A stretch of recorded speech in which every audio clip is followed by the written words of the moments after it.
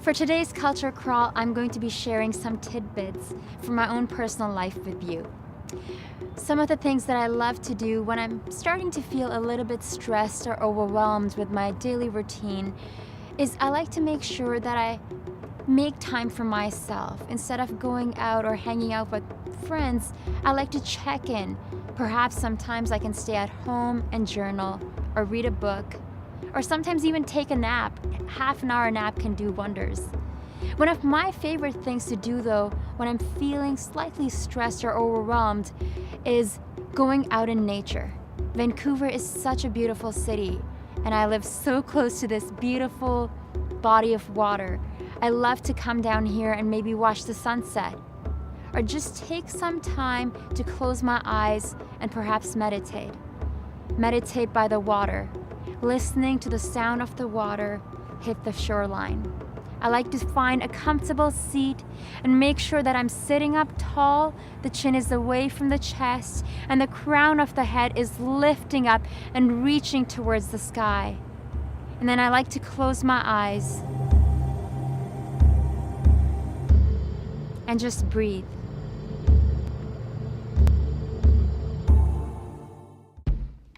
Hello and welcome to another episode of Life in Style with Zara. I'm your host, Zara Durrani.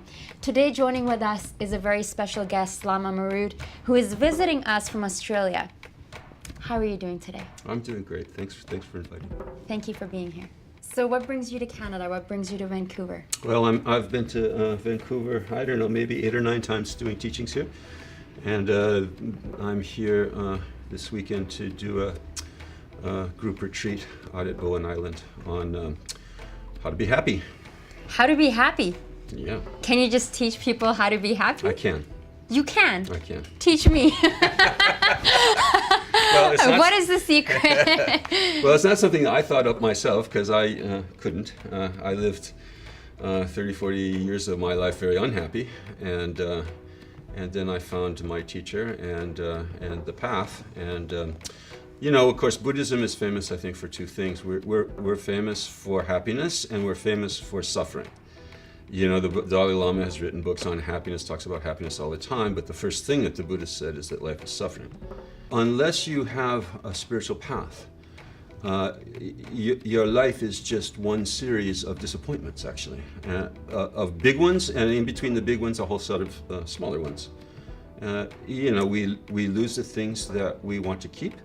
We don't get the things that we want, and we get the things that we don't want, constantly. I would like to go back to the beginning. I'm really fascinated about the path that brought you here. And you just mentioned that you spent a lot of years unhappy. Let's talk about that. Okay. Yeah, I mean, I lived this sort of an ordinary life. You know, I was brought up in an ordinary sort of household. You know, there's nothing tremendously traumatic about it, about my life. But I was always unhappy. I remember from a very early time as a child just being unhappy. Not that there was anything externally necessarily wrong, but inside I was unhappy. And I tried the usual things. You know, I tried a career. I was a professor in the university. You know, I tried sports. I tried hobbies. I was really interested in surfing for a long time. I enjoy motorcycling. Do you still surf? I haven't surfed for quite a while, but I still enjoy motorcycling. So I tried a lot of different things, and you know, and I had a kind of a midlife crisis. I think there's kind of 2 ways that you get like serious about a spiritual life. Either when things go really, really wrong, or when things go right, actually, and then you're left with like, well, now what? I got everything that I set got up. everything that I want. Yeah. What do I do? And that That's can be right. very emotional. That's right.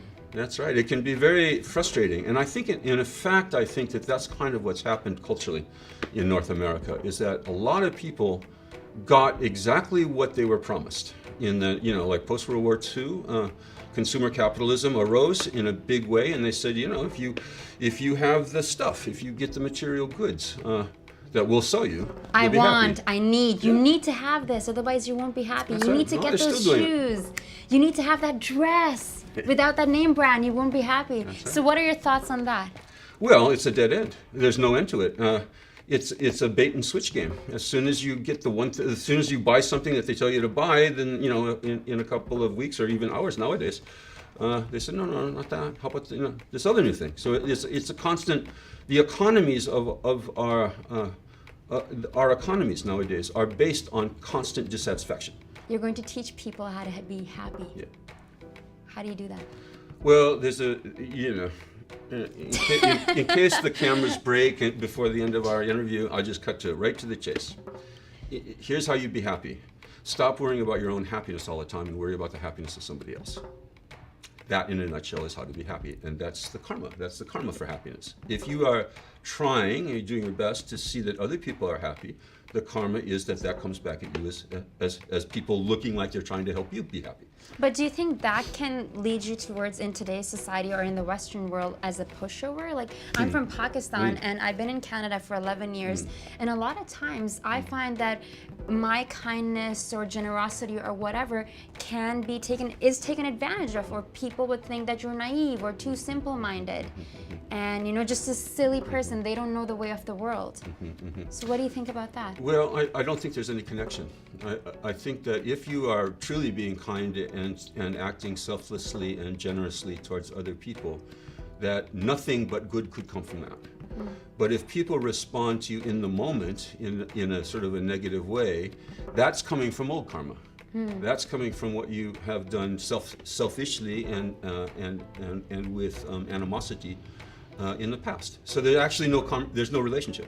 If you're kind to someone else and they are unkind in return, there is no relationship between those two things. And that's hard for us to get, right? Yeah. Really hard. If you think that something negative can occur because of something positive that you did, then all bets are off. Then there is no system, you see? Then there's no system. It's like a boomerang. It's always a boomerang, yeah. you see? But there's a gap. There's a time gap between cause and effect. And that's what throws us off. We get, if there weren't a time gap, then we'd be happy right away. Because, every time you did something nasty to someone else, if something immediately nasty happened to you, then, we'd learn our lesson in about a day, right? And it would never do anything nasty to anyone else again. But there's this time gap. The example I like to use is like, if a small ant or something like that was walking on my knee and I just went like that and killed it, and immediately my arm broke. How many more ants would I kill? Maybe one more, and right? But there's this gap, and that throws us off. Like in the London tube, mind the gap. You ever seen those the warning that they give you in the subways in London? They say mind the gap. There's a gap between the train and the platform.